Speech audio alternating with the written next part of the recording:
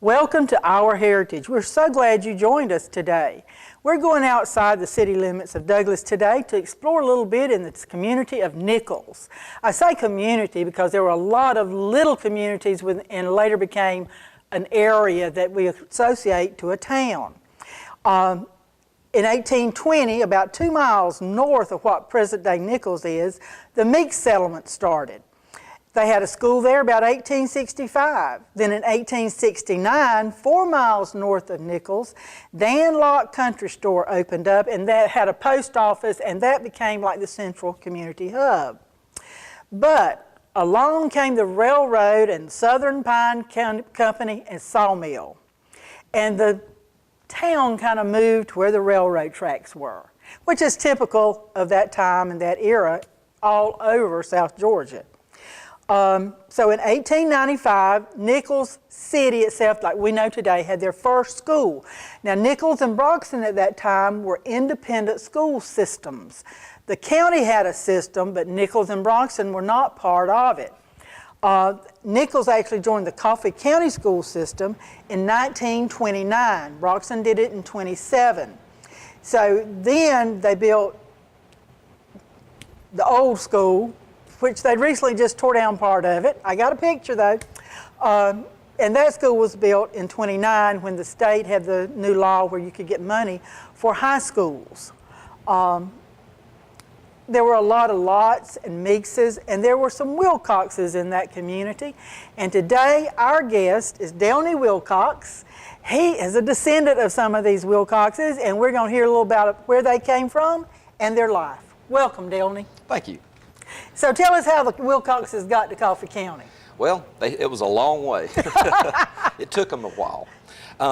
Originally, Thomas Wilcox, he was from Devonshire, England. He immigrated to the United States, and he settled in Ivy Mills, Pennsylvania. Ooh, okay. And he lived from 1689 to 1779. Ooh. And an interesting story about him, in 1729, he actually he opened a paper mill. And he was also good friends with Benjamin Franklin, who also opened a printing press the same year. So Benjamin Franklin used Wilcox paper in his printing press business. Good for something there. It was definitely good for something. What happened? Which was the one that came from Pennsylvania? From Pennsylvania? Actually, his son, John W. Wilcox, actually left Pennsylvania and moved to North Carolina.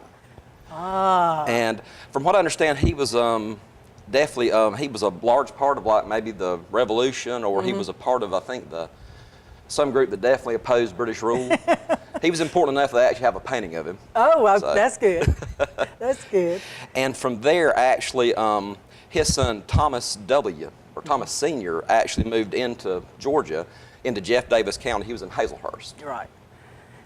Well, everybody in this neighborhood, I noticed when we were studying West Green, but without Burkett's Ferry being there, they would have come to West Green. So, I mean, it was just general progression. Right. I think the Wilcoxes were mainly like in Telfair, Jeff Davis, and Coffee, from what I know, which is limited. Well, we don't really know a lot about any of them. So, which was the first one you think in Nichols area? I know my great-great-grandfather, Mark Wilcox, he did purchase property back in the 1840s where the homestead is now. Right. And that was between Nichols and West Green, out in the country, which was near the Dan Lott store. Dan store, exactly. Okay. And from what I was told, the homes, everything they built, the lumber came in on, there was a railroad track there. Right. I believe that dead ended. Is that correct? That's what I heard. Okay. And probably made it a whole lot easier to build a house there. So. Makes it a lot easier. Definitely. And his home place, is the family still in the family? We still own the home place, or we own the house that's in the home place there. See, that is so amazing to me, people. You don't understand how important these ties to our past are, because it changes hands so many times. So to keep it in the family, even a part of it, is such a blessing, I think. Yeah, just the fact that this house was built in the 1870s, the fact that it's still standing. Yeah, that's true. That's true. What did he do? Was he a farmer? He was a farmer. That's my understanding. I don't think he ever worked in town or anything. He was just a country fellow. That's all right. But like I said, I think he purchased the home place in the early 1840s, and there were two houses built. One's not standing anymore, but the second house is the one that's standing that was built around 1872. Okay. And it's actually a log cabin. It's covered with wood, but the actual interior is a log cabin. Oh, okay. which I've is never been interesting. inside. I'm going to have to come visit. Yeah, you'll have to visit, definitely. But Mark married a Margaret Lott. Oh, So there's a lot. There's a Lotts, exactly, which are really close by. Yeah. You know, I would say from the Dan Lott General Store, that area, the house is probably a quarter of a mile away. So you had to marry him close because you couldn't get to visit Exactly. anybody. Right, exactly. And the house was built actually very close to the Wilcox family cemetery. Oh. So there's a cemetery behind the house as well. And y'all keep that up also? We keep that up as well. That's amazing. We That's try. Who was next? Well, after Mark and Margaret, they had 11 children. And there's the oldest grave in the cemetery is a Joel Wilcox, who was their oldest child. Oh. And he actually died returning from the Civil War, and I've heard either from injuries or illness. Mm-hmm. But about a month after he passed away, they had their last child, their youngest, who was also a boy, and they named him Joel. They did that a lot in those days. Yeah. My granddaddy had a brother. His name was Joseph.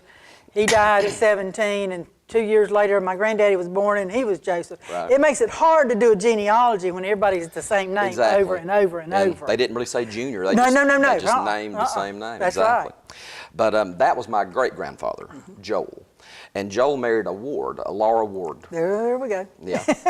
So Joel and Laura, they had 3 children. They had Warren, Ethel, and Albert. And Albert was the youngest, and he was my grandfather. Okay. So it just came right on It down. just kept right on down. There you go. That's wonderful. The original homestead that y'all have saved, how many rooms are in there? Let's see. There's not really a living room. Everything was a bedroom, you know. Yeah. But there's 4 bedrooms, and I believe at the time there's a kitchen now that wasn't original to the home. It was built at a later outside. date. Kitchens Right. were outside, so you Right. wouldn't burn the house down. Exactly. But there's 4 bedrooms. That's in the good. house. That's for 11 young'uns at one time. Yeah. That's a lot of children's. That's cozy, isn't it? Ain't it that's Very a word, cozy. great word for it. Great word for it. Now, was there a time period when nobody lived in this home, or? There was actually the house was actually inhabited from the day it was built until probably 1983. So probably about 110 years it was living Wow. continuously. That is wonderful. That is so unusual. Tell me a little bit about some of these family members of yours. Well, let's see. You got some stories about these wild people? I have a few. I can say about my grandfather, what I heard about him, Albert, that he was extremely intelligent. And also was musically inclined, which I got 0 of that. But he could play a guitar, he was a very good singer. And he only had an 8th grade education, but I've had like older cousins told me that he often helped college students with their math homework and things such as that from University of Georgia. He was just, I think, a really Be a smart smart guy. man. Yeah. I wonder if he could help these kids with it today. I don't know about that. That's a different ball game. Exactly. And also, Albert and my grandmother Ada, they had 3 sons, and that's Albert Foy, Emmett, and Sidney. And Sidney was my father. But I was going to talk about them a second. The oldest was Foy. He liked to be called Albert, but for some reason everyone at home called him Foy. Foy. Yes. You can't have 2 Alberts in one room. I guess that's what it was.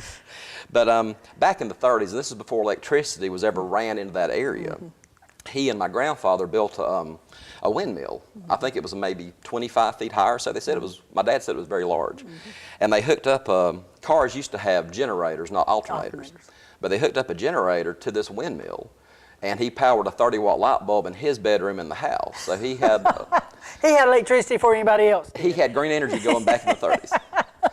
But Very inventive. he was a very ingenious guy, but he did go on to become he was an engineer for General Electric and had dozens of patents. Oh, fantastic. Yeah. He was smart too. He was. And he moved to Indiana. That's where he lived most of his life. He moved to Florida at probably the last 20 years or so. But my uncle Emmett, the middle child, he also moved to Indiana. And he loved shuffleboard. Seems so Whatever. random. I hardly know anything about it. But apparently he was very good at it. He was the first person inducted into the Indiana Shuffleboard Hall of Fame in 1996. Really? And he won something called it's the Saul Lipkin Award, which is a very prestigious award in shuffleboard. And he actually, he pioneered a polishing technique for the weights that are, I guess, used in shuffleboard that's now actually part of the standardization of the Shuffleboard Federation's Pro Series of weights. Every time I think of shuffleboard, I think of old people in a retirement village in Florida Exactly. playing shuffleboard. Okay. I guess he seemed to excel at it for Well, some some reason. people like it. That's good. Exactly. Let's see, other stories. Dad, actually, my father, Sidney, he won a Cadillac back in the 50s. It's pretty neat. How did he win a Cadillac? There was a Popular Mechanics magazine contest. Apparently, he had the best answer and won a Cadillac. Yeah. I'm not sure exactly how. I've tried to find more details on it, like through Popular Mechanics, Right. but it's been hard to find for some reason. Yeah, probably so. Most people don't keep records. They really don't. They really don't. Okay. Let's see, a funny story with my grandmother, Ada. She had a pet pig named Maybelle. And Maybelle was actually in her flower garden one day, and she threw a rock at it to scare it away, and she hit it between the eyes and thought she'd killed it because it just fell over like it had been shot. And got up in about 10 minutes, and she was relieved. I always thought it was a really funny story, you know, the way she would Pet tell it. hogs, Pet hogs. even back then. Even back then. And it wasn't a miniature potbelly pig. It Oh, was no. a hog. It was a hog. Full-grown hog. Anything else you'd like to tell us? Gosh, I'm running out of stories. There's probably a lot more that I What can't about the remember. motorcycle? You told me about a Oh motorcycle. yeah, my Uncle Foy, he actually he was in the Air Force towards the end of World War II, and after World War II, he did have a Harley Davidson that he came home with, and everyone seemed quite excited about that. It was an old 40s Well, there model. weren't a lot of Harleys in Nichols community That's true. There at weren't. that time. And I think it just passed through, you know, on his way probably back to Indiana. But they got pictures, you know. I am so glad you're here. You got anything else you'd like to share with us? I might be about tapped out. And you and your wife maintain the We home do. place, That's correct. which is another story and another program all in itself, because it's old houses are like old women. They take a lot of upkeep, a lot of upkeep. They do, but it's actually a lot tougher, I think, than what we build today. Oh yeah. I have to give it credit for that. You know, Yeah, they don't it'll make them like last. they used to is really Yeah. true. The ones that are built today probably last 25, 30 years because people usually don't take as good care of things. Exactly. Those will last forever, except for water.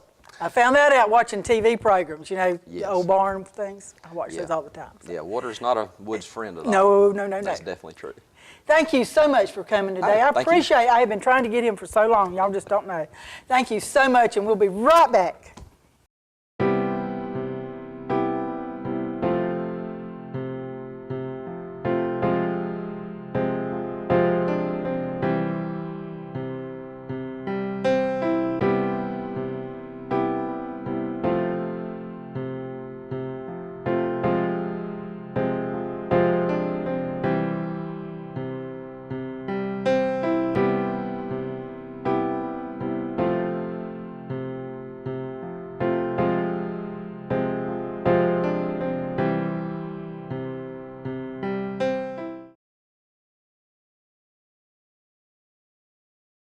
Welcome back. Just a few things to tie up the end of the program. We will be closed Memorial Weekend, the last weekend in May, just for those of you that are wondering. We open a new exhibit on May 13th, and this exhibit is Miss Ada, the Lady and the Legend. And at our next Our Heritage, we are going to delve into Miss Ada's personality with family connection and some history about the house. Also, we still need volunteers, especially in Friday afternoons. If you can do one Friday afternoon a month, just give me a call. Membership's going out, so please, if you would support us, you can pay for a $15 membership to $200 or more, just whatever you feel led. But everything you do helps the Historical Society with their programs as well as with our museum exhibits. Until next month, may you have a great month. Thank you.